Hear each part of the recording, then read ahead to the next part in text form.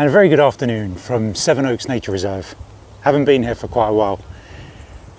First came, oh, that's a Spitfire. Why is it whenever I start recording, something shows up that I should be videoing? I came here quite early on into my birdwatching career, whatever. And I just typed in nature reserves, RSPB reserves around where I lived, so I didn't have to travel too far. And I think when I found this place and I walked in, I called my wife and said, this is it, this is it, this is nature. This is the best nature reserve I've ever seen, even though I've only been to about 3. Yeah, it's not too far, it's about a 50-minute drive. Used to be free parking. Parking is £2.50 and it's for all day. I don't know where that money's going because the road coming in is atrocious. It's like the moon, craters everywhere. Anyway, just been into the first hide to have a look, and just some tufties and great crested grebes. There's the map of the reserve. So have a little study. There are several hides, several different sized lakes. And I'm on the East Lake at the moment on a viewpoint. I'll have a little spin around.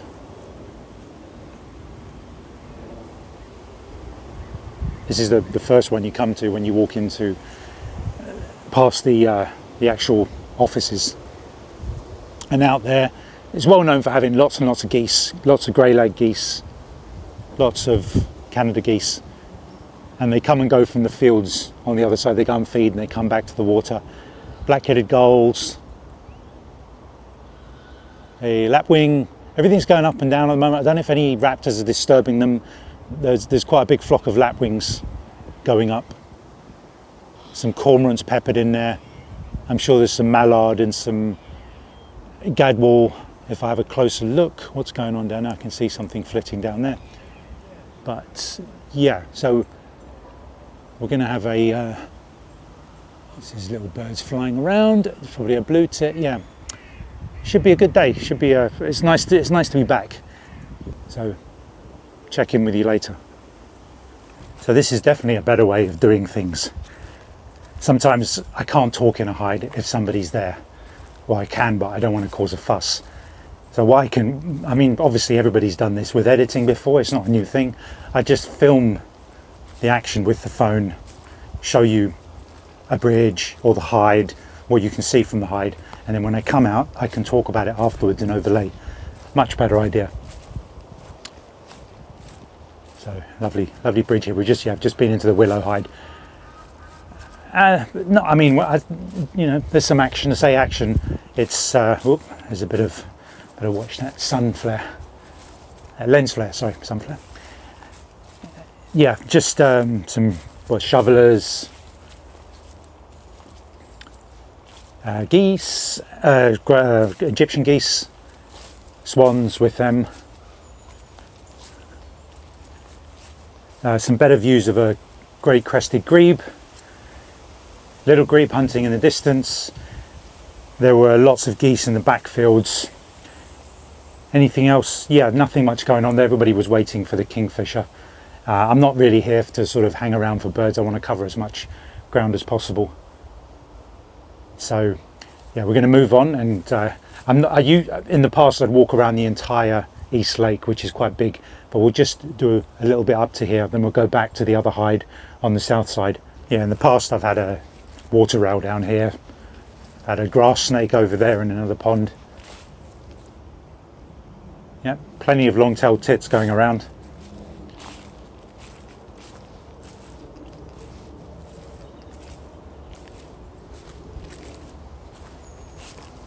So decided not to do Bow Beach because kingfisher, this hide at Sevenoaks, has given me insane. A couple of times it's landed on the branch and I've lifted my camera. I've got a bit of video, a bit of footage in 4K.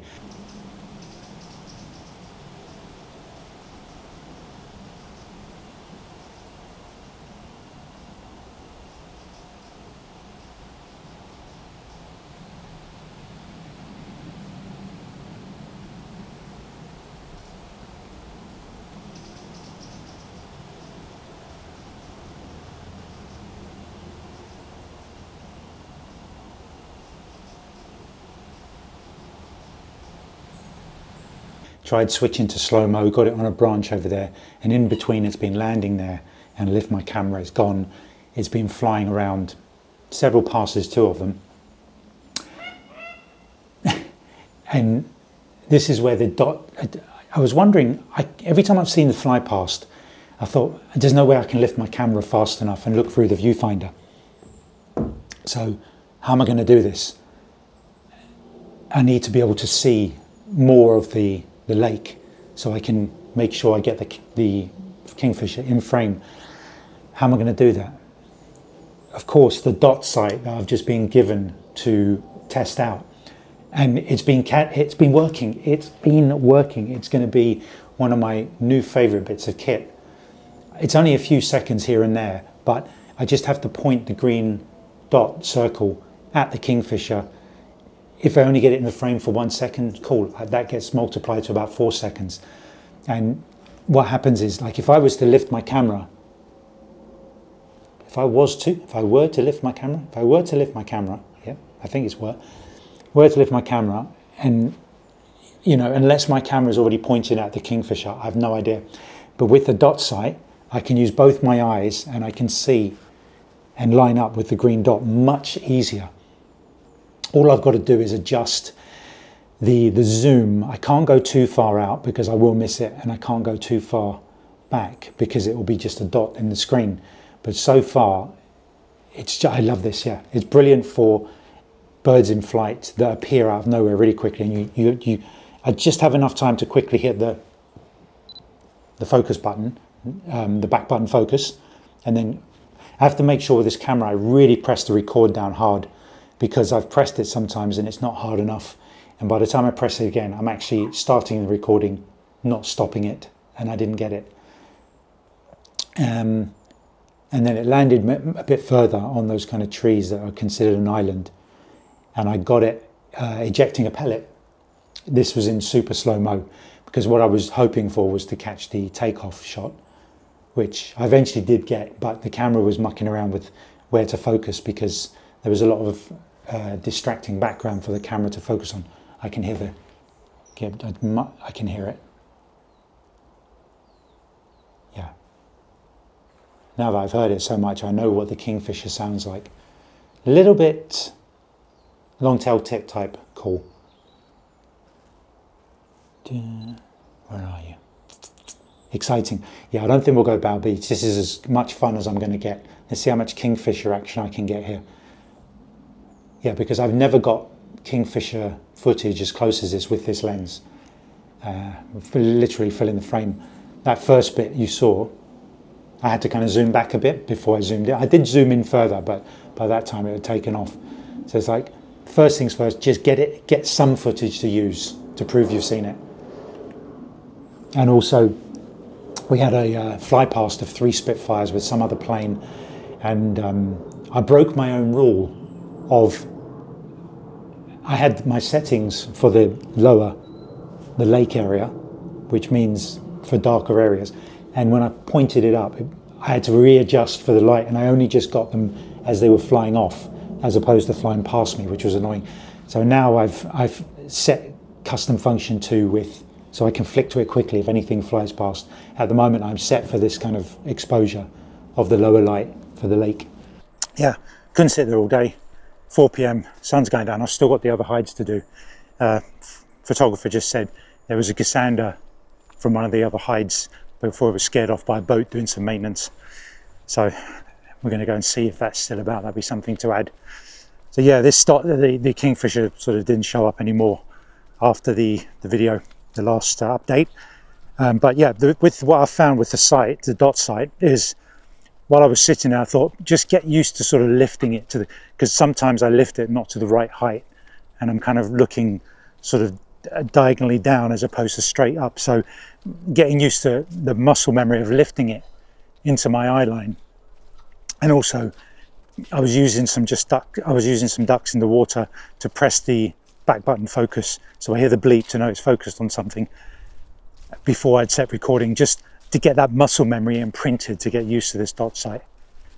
So anyway, yeah, just show you the path.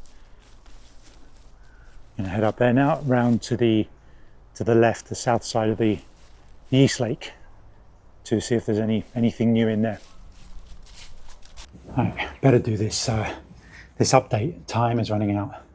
So we went into the the Tyler hide to look for the goosander that was mentioned.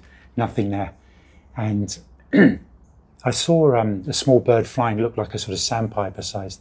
So I followed it, and I didn't know I was filming on slow mo. Luckily I was, because a lapwing chased it off behind a bit of a clump of bush or something on the island, and I stayed watching it, and it didn't come out, and I thought, okay, what is it?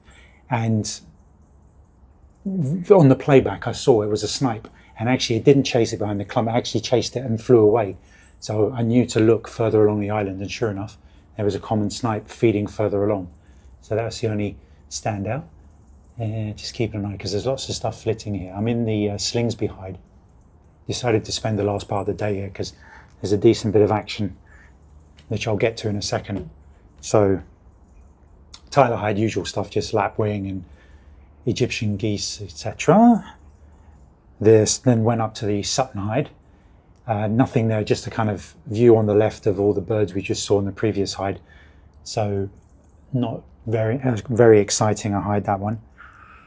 And then the name Kingfisher hide suggests, obviously, went in there, looked like a little garden shed, and zippity-doo-dah, nothing. I thought, there might be something, some stands or posts or branches for kingfishers to land on. Nothing. So just quickly left that one. And I was almost just going to forget the Slingsby hide. I thought, there's nothing on this end of the reserve. What's the point? I mean, look, we've got about 45 minutes. Let's get there and have a look. So I went to come into the Slingsby hide, and it's a much bigger hide with viewpoints all around, which suggests there's a lot to see here. And I think earlier on in the year might be all the reeds have grown up, as you can see through the windows, which means there's probably a lot of water down there. So things were probably down here before, which are visible. Had this problem in roads when I went to a place that was supposed to be good, and all you saw was reeds, and suggests, there's water, which in previous months there would have been things there. So I saw these trenches in the reeds, and it caught things flitting about, caught my eye, and long-tailed tits hopping about with some blue tits. I saw a goldcrest. I think I can hear I think that's a goldcrest. I'm not sure firecrest. I'm pretty much sure goldcrest flew. I never got a picture of it. The goldcrest had been there about 10 minutes. And some chiff-chaff. Not coming fully out into the open to get any decent footage. And while I was waiting for something else to happen, two small black waders came out and sort of chased each other. I just thought, let's just film everything because they might have a little fight. And as I was looking through my camera, I was able to then see them properly. Water rails, oh my goodness. And I thought, jackpot, 2 water rails. So the one I filmed went into the reeds, so I quickly shot back to the other one, and it went in too. So I've been sitting here for like 20 minutes waiting for them to come back out, and nothing. I'm looking out that side. They're in this clump here, and I'm hoping they come out. And I've got to keep an eye on the time, 20 past. Is it 20 past or half past? Half past, well, I better go back. Because if they close the car park at dusk, I'm stuffed. So anything else? A raven went over. It sounded like a dog barking. I did some audio recording for just for my sound library, because there was a lot of long-tailed tits, robins, rooks. It's not rooks, jackdaws, crows. There was a little wren jumping around here a moment ago. Gave me a nice little bit of film. I think we better not push it now, because if they lock that car park, I'm stuffed. Yep, I think we're good.